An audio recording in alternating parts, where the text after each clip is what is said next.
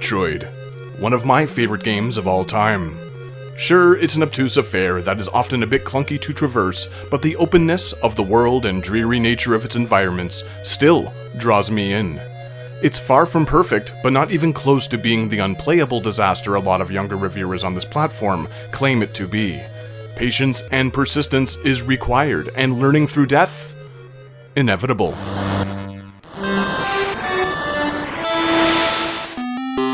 Samus returned on the grey, battery-draining brick for her second outing, but it wasn't until 8 years after the NES original that the series saw its most refined edition, Super Metroid.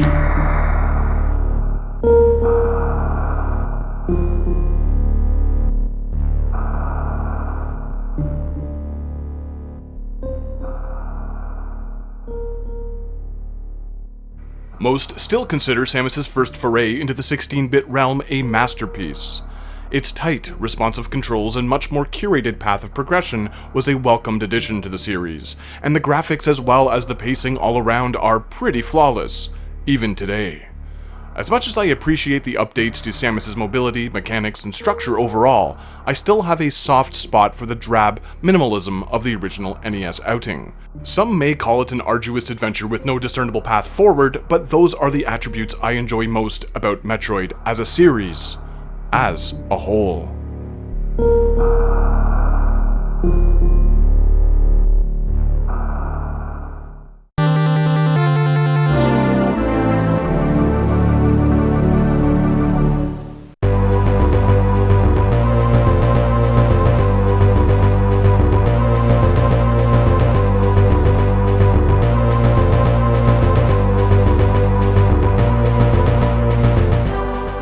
In 2004, Nintendo's R&D1 division amalgamated the basic world structure of the original Metroid with the advanced mechanics and graphics of its 16-bit successor. It was the second entry released for Nintendo's Game Boy Advance, and the reason I bought the portable unit back in the day. Throughout the years, my opinions have swayed back and forth when it comes to this one, so strap in, prepare to get pissed as I review Metroid Zero Mission from my perspective.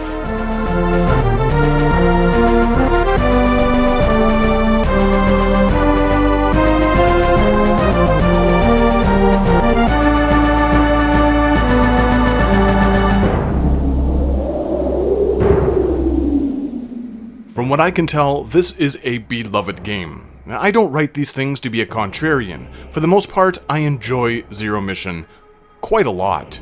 To a point. A very specific point. So let's start on a positive note, with the good.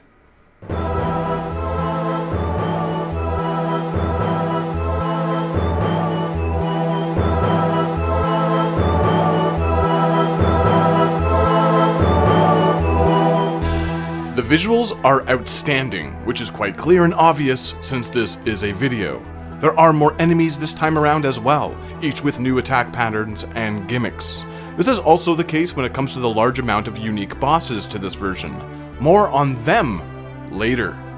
In the original, item upgrades were spread out in a reasonable manner, but the lack of any guidance often meant that the player would get power-ups in quick succession. This often resulted in Samus only having a short amount of time to mess around with a new toy or ability before moving on to the next. Zero Mission's more curated approach makes the game's pace feel a lot more deliberate. This more intentional progression allows the player to have a lengthier time with each upgrade. Nothing feels frivolous or wasted.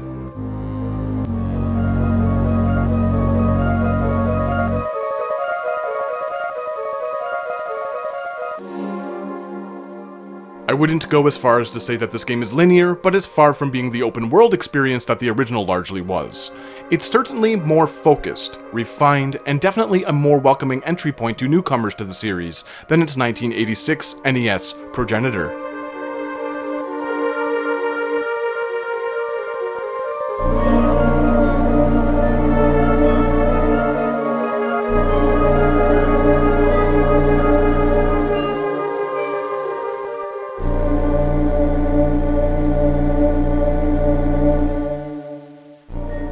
A big complaint I've heard in recent years about the original game has to do with the controls. Samus is a bit janky to move around at times, but it has never really been an issue for me. I mean, I've been playing that one since its initial release, so I suppose I've just become accustomed to it. So to be fair, I think this is a valid point made by modern audiences. This version plays nearly identical to Super Metroid, meaning a ton of quality of life improvements have been carried over from that game's engine. The jumping is much more precise, the morph ball has been given some upgrades, and power can be topped up more frequently. Save stations have also been introduced, which makes this a pleasurable experience both on the go as well as at home. Those of you who have watched our Mega Man handheld games video will remember just how annoying I find it when a portable game doesn't allow for frequent save points. Metroid Zero Mission is a terrific title to play in short bursts due to the ability to turn it on and off as often as the participant pleases.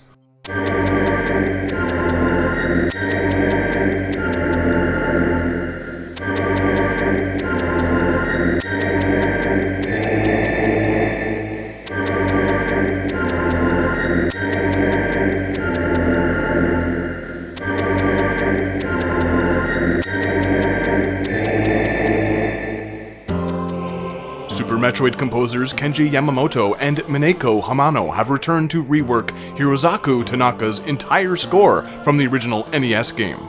They have also reintroduced a few themes from their SNES entry as well as a large amount of original pieces. The audio fidelity is really quite remarkable on the handheld device. The Game Boy Advance has a tendency of sounding pretty awful at times, with muffled lows and tinny highs, but here, in Metroid Zero Mission, things sound mostly crisp and clear. The new variations on older themes also work well, making this entire package look and feel like a proper continuation, or rather, prequel, to Super Metroid. For more Metroid music, check out episode 35 of our VGM 101 podcast, Metroid.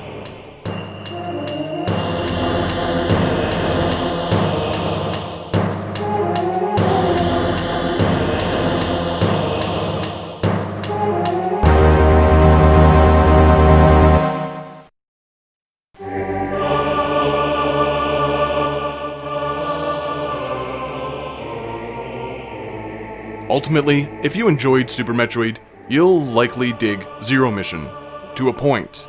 At least, I do. However, Zero Mission is no masterpiece. I keep saying this one is good to a point, and I'm sure everyone knows exactly what I'm referring to. That goddamn tacked-on space pirate motherfuck shit mothership stealth section. Oh fuck.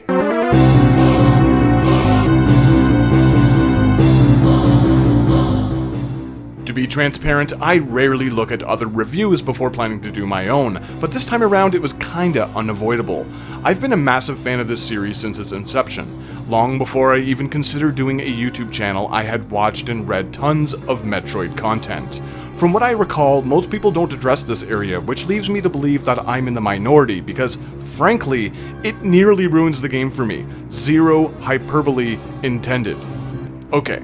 So after Samus defeats Mother Brain, she escapes, then crash lands back on Zebes, completely stripped of her upgrades. With a stun pistol in hand and no protective armor, she sets out to retain her lost goodies and put an end to the space pirates. Look, I'm not averse to change, nor do I dislike stealth sections, but boy oh boy, do I loathe this entire tacked-on sequence. I wouldn't go as far as to call all of this lazy, because it's quite competently designed, aside from Samus' sprite looking a bit limited and goofy. The background graphics and new areas are as consistently beautiful as the rest of the game, but the stealth section is an exercise in trial and error, my least favorite gaming trope. Some could argue that the entire NES original was based around these same gameplay fundamentals, and I would agree, to a point, though that game was also reliant on skill. This entire section in Zero Mission is rigid, linear, and poorly designed. Samus needs to sneak around and find little cubbies and shadows to avoid being spotted by the space pirates. Failure to do so results in a swift death. There are a gazillion checkpoints which make it much more manageable, but these feel like in-game apologies tossed in by the developers more than deliberate save stations placed thoughtfully.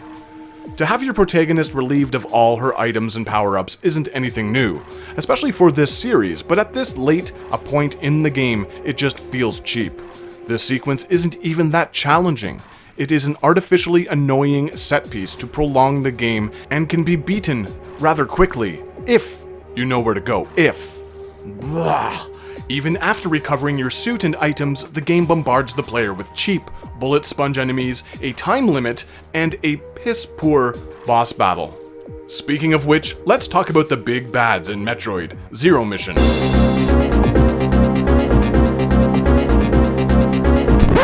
In short, they suck. To be fair, the ones in the original were terrible too, but its 2D successors improved on these greatly. What happened? I mean, the first Game Boy Advance title, Fusion, had decent bosses as well. What in the hell are these things? Who designed them? Surely they couldn't have thought these were fun. Basically, there's one way to destroy each of them, and they all try my patience. Again, they aren't difficult, just annoying. It feels like they were created by an entirely different development studio. They're twitchy, big, and irritating. A stark contrast to the rest of the game's smooth, deliberate control scheme and enemy patterns. My final gripe is a nitpick, and one that I'm a bit agnostic about, but at times I feel that the Chozo statues offer up a bit too much information, specifically at the beginning. Hand-holding in these types of games turns me off. Full stop. Most of the joy I derive from these experiences is the freedom in exploration. I find them relaxing and don't mind banging my head against a proverbial wall for hours if need be, in order to make some sweet progress. Zero Mission gets a pass from me in this regard simply due to it being a handheld experience first and foremost. Let's say I only had the time to play this in small intervals. The frequent save points and Chozo reminders make this a much more enjoyable experience on the go. In fact, I'd say that this attention to detail makes it one of the best, longer portable games of its era. Still, I don't like being told what to do, in real life or in video games. This was a frequent problem with Nintendo titles during this era. If I, as a very young kid, could suss things out back in the 80s, I'm sure children could figure it out in the 2000s. Hey, look, listen, let us hold your baby hands. Fuck off. See, now I'm the whiny little ingrate. Why can't I just love everything made by Nintendo like everyone else? I cry because I'm lonely.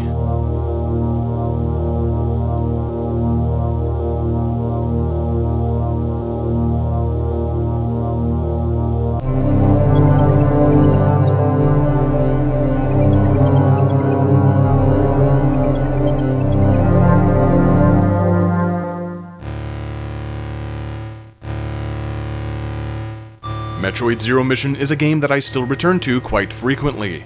The easy difficulty and excellent pacing make it tough to put down. To a point. The original game is also unlockable upon completion, which kinda makes the NES Classics standalone Metroid cart for the Game Boy Advance moot. To me, this is more of a side story than a straight-up replacement of the 1986 classic, but that's just my opinion. Despite how many issues I have with it, I'd still highly recommend Metroid Zero Mission. Sure, the bosses stink and the adventure takes a jarring nosedive near the end, but it's still much better than anything Nintendo has tried to pass off as a Metroid game in recent years. Maybe I do hate change. All hail Nintendo!